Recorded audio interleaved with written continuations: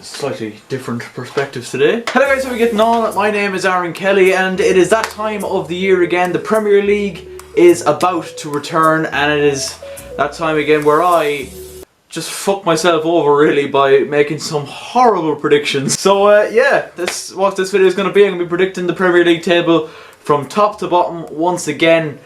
And yeah, I mean, to be fair, last year I did fairly alright in my predictions, but yeah, let's just say I can't imagine lightning is going to strike twice.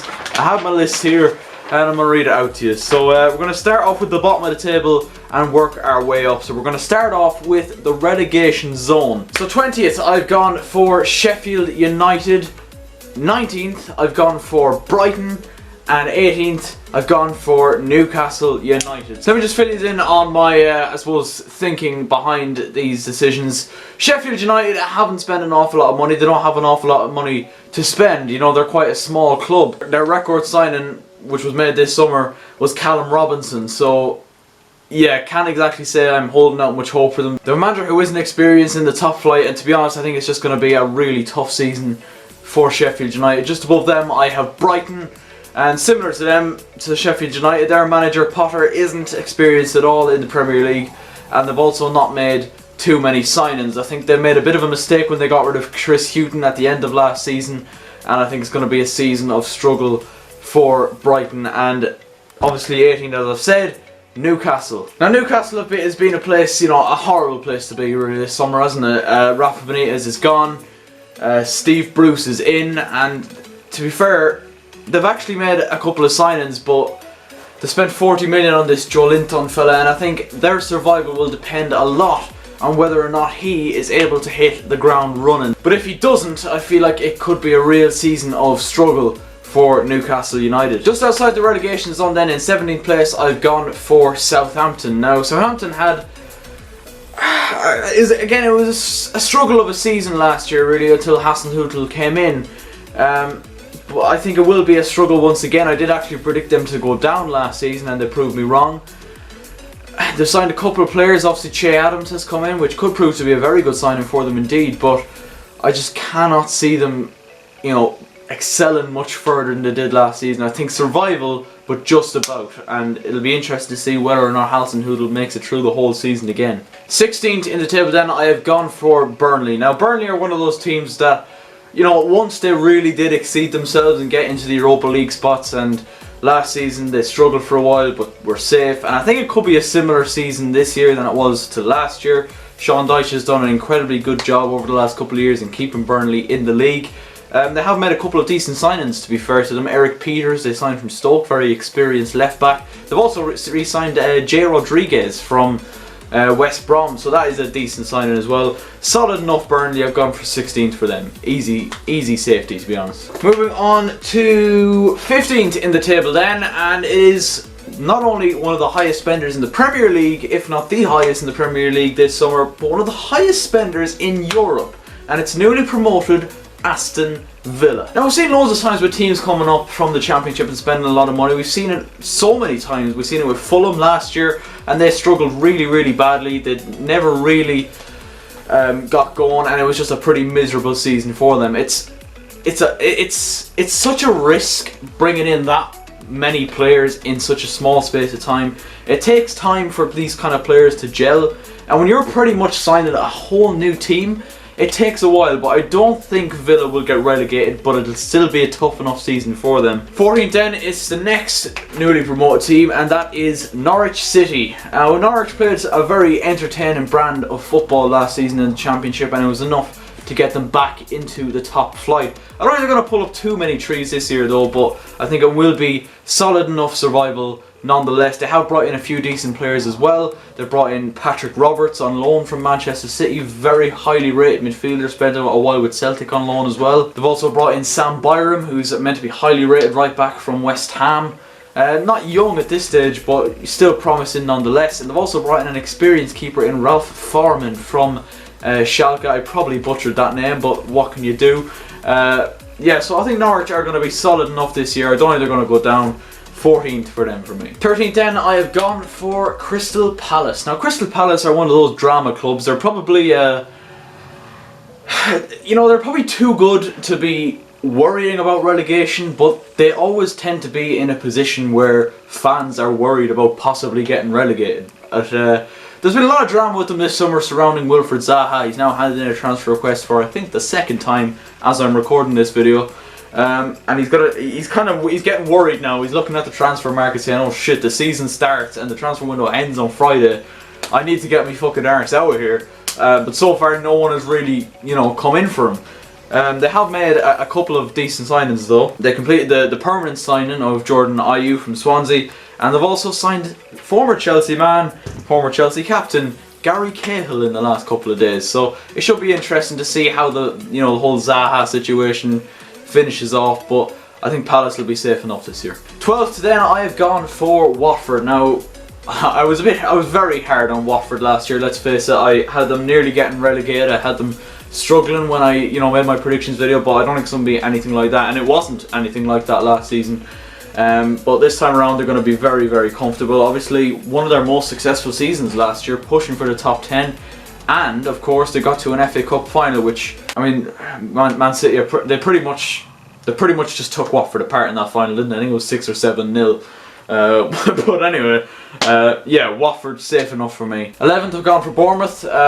Bournemouth tend to be, again, same as Watford, really solid enough, and they shouldn't be because they're a squad a lot of the time. They don't get an awful lot of money to spend, but Eddie Howe just has them playing solid football, and so they're solid defensively, and they make the Vitality Stadium an absolute fortress. So I think they're going to be safe enough this year. I can't see them being anywhere near the relegation zone, if I'm being perfectly honest. Moving on to the top 10 then, and here we go. 10th, I've gone for West Ham United. Now, whoever's not in the top 6, the next 4 are pretty much nailed on a lot of the time, but West Ham I've gone for 10th. I think they have a decent enough squad, in fairness to them. They have lost Marko Arnautovic now, but they've made two very decent signings, I would say, in this window, in Pablo Fornals and your man Haller, the striker. It'll be interesting, to see if he can hit the ground running like Arnautovic did last season, but if he does, they could even potentially finish higher than 10th, but for now I'm going for 10th for West Ham. 9th, I've gone for Leicester City. Now, Leicester are a very, very good side. Brendan Rodgers has a decent young side there, you have to say. They've completed the permanent signing of Yuri Tielemans. They have lost Harry Maguire, so that could end up being a massive negative for them this season. But I think, they're going to be decent enough once again. James Maddison, quality player. Jamie Vardy up the top is still banging in the goals. So yeah, I think another solid season for Leicester. And who knows, they could even push for Europa League football, and I'm sure fans will be hopeful of a decent cup run as well. 8th then, I've gone for Everton. Now once again, Everton and Marco Silva, they've spent a lot of money in the summer transfer window, and last season there was a lot of players that didn't really perform. You look at the likes of Yerry Mina, they spent a good bit of money on him last year. The only one that you could say that really performed last season was Andre Gomez, who they've now completed the permanent signing of. Also Bernard was signed last year, didn't really, hit the ground running. There was sparks of brilliance there that we heard him, but overall, I mean, Luca Digne was another one that did well, but overall their signings they were a little bit underwhelming, to be honest. But they've also gone out and spent more money this summer once again, and the big signing from the last couple of days was Moise Kean from Juventus, so that should be interesting to see how he performs in a different league. They've also signed Jonas Lössl from Huddersfield, who I can't imagine be any more than just a sub-keeper really. As I said, also Andre Gomez and Fabian Delph from Man City, so that could be a decent signing indeed, but I don't see Everton finishing any higher than 8th, to be honest. 7th I've gone for Wolves. Now Wolves have been an absolute phenomenon since entering the league, and to be honest, I was very, very close to putting them in the top 6. But the one thing that kind of had me getting away from that was the fact that they now have Europa League football, and we see a lot of the time with teams that get Europa League football, being a small club and a small team, sometimes affects their league form. But I don't think it's going to have the same effect, say, that it did on Burnley last season when they had Europa League football. Now they didn't get into the group stage, but they still were back early from for pre-season, because they had Europa League qualifiers. But I think Wolves will get to the Europa League group stages. It'll just be interesting to see how they manage to cope with that and their league form. Right, here we go folks, the top 6. So I had a lot of trouble. You can ask anyone, I had a lot of trouble finding out who I thought was going to finish in the top 6 this year. Specifically, who was going to finish 4th and 6th. I have gone for Chelsea. It pains me to say it, but I don't think we're going to be... I think this is just I'm not going to write it off completely, but I just think we're going to finish 6th based on the current squads. And that's nothing to do with Frank Lampard, to be honest. It's, you know, you got to blame the transfer ban. I think we've fallen behind big time. If you look at the kind of names that are being thrown around the big teams, looking at Paulo Dybala could be going to Spurs. And once again, I'm recording this video before the transfer window ends, so by the time this gets out, Spurs may have already signed Dybala, Coutinho may have gone to Arsenal, David Luiz may have gone to Arsenal, who knows? We hear all this. Christian Eriksen could have gone to United, although they pulled out of that deal. But I think the transfer market has been bad to Chelsea in the sense that everyone else has improved so much, specifically Tottenham, United and Arsenal. I don't think we're going to do well in the league. We might do alright in the Champions League, but we need to give Frank Lampard time. Whatever happens this season, if we do finish 6th like I've just predicted, we need to give Frank time. He's a young manager. I think he's got the right idea of bringing young players through, and I, for one, I'm going to try I'm not going to turn against... Let's face it, I'm not going to turn against Frank Lampard no matter what happens this season. But as fans and the Chelsea board needs to give Frank Lampard time. It's not going to happen overnight. He's going to need a couple of transfer windows, and this whole season he cannot sign anyone. Not now, not in January, so we need to give him this time. But I think we've just fallen behind quite a bit. But we'll see. We have United on the first day, this coming Sunday, so I think we'll see then. We'll get a good indication as to where we're at the minute. But for now, and my prediction is that Chelsea are going to finish 6th. 5th then, I've gone for Arsenal, and just about missing out on Champions League. I think they made a couple of decent signings. Nicolas Pepe was being chased by a lot of the top clubs in Europe, we hear, and he could be a very good signing. Now, the reason I don't have Arsenal in the top 4 is I don't think they've bought smartly. I think they could have done with a couple of defenders. Laurent Koscielny has just left today. They've also lost Aaron Ramsey to Juventus this summer as well, so I don't think they've necessarily replaced... Okay, they've replaced Ramsey with Ceballos, and it'll be interesting to see how he does, loan signing from Real Madrid. But in terms of defenders, it looks like Mustafi is going to be playing again, so that's going to be a problem. If you if you really think about it, it's going to be a problem. I think without a doubt, Arsenal going forward are going to be one of the best teams in the league this season. When you look at their strikers they have, the options they have, especially if they manage to bring in someone like Coutinho. Like, can you imagine that? Like, it might be bad for Mesut Ozil's playing time, but Coutinho will be such an amazing signing for them. And consider they have Pepe, they have Lacazette, they have Aubameyang, they have Iwobi, they have so many options. So they're definitely going to be entertaining to watch this season, Arsenal. But I just think their defence is going to let them down. 4th and back in the Champions League, I've gone for Manchester United. So I mean, it's gonna. A lot of fans are going to be happy. I actually got a lot of hate last year when I said United were going to finish 6th, and they ended up finishing 6th. But this year, I feel like Solskjaer has bought the right players. Now, do I agree with their methods of buying these players with the amount of money they've spent? No. Harry Maguire is not worth 85 million on any dimension, alright? He's just not worth 85 million, but it's a quality signing. Wan-Bissaka, is he worth 50 million? No, he's fucking not. But it doesn't matter. United have got their man. They knew what they identified exactly what they needed to get, and they've absolutely smashed it in the transfer market. And if they manage to get an attacking midfielder of sorts, there's talks of this Fernandes fella from Sporting Lisbon going there as well. If they manage to get something like that across the line, they could be a very interesting prospect this season, United, I've got to say. They've also signed Daniel James from Swansea, who is absolutely rapid. It'll be interesting to see if he's able to adapt to a higher brand of football in the Premier League. But what could make United fall is their centre forward, their number 9, their striker. because Lukaku looks like he's on his way to Inter Milan. I don't think Rashford is a natural number 9. He doesn't get that kind of amount of goals that United are looking for. Martial could be that, but he just needs a bit of time to get going, because I think James could start on the wing for United. But without a doubt, they've made their back four a lot more solid, and Harry Maguire is going to be massive for that.